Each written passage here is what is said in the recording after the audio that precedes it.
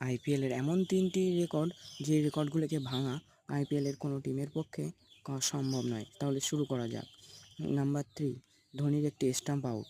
মাত্র 2023 সালের আইপিএলে চেন্নাই ভার্সেস গুজরাটে 0.1 সেকেন্ডে গুজরাটের টিমের একজনকে আউট করে দিয়েছিল ধোনি। এই ধোনির রেকর্ডটি ভাঙা কোনো উইকেট কিপারের পক্ষেই। Number 2, Chris Gayle.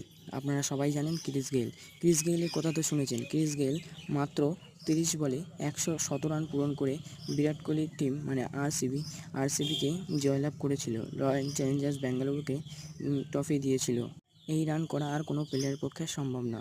Number 1, Virat Kohli king Kohli বোধহয় মানা যায়, কিন্তু বিরাট কোহলিদের টিমের একটি টার্গেট হায়দ্রাবাদ ভেঙে দিয়েছিল, কিন্তু পরের টার্গেটটা কেউ ভাঙতে পারেনি।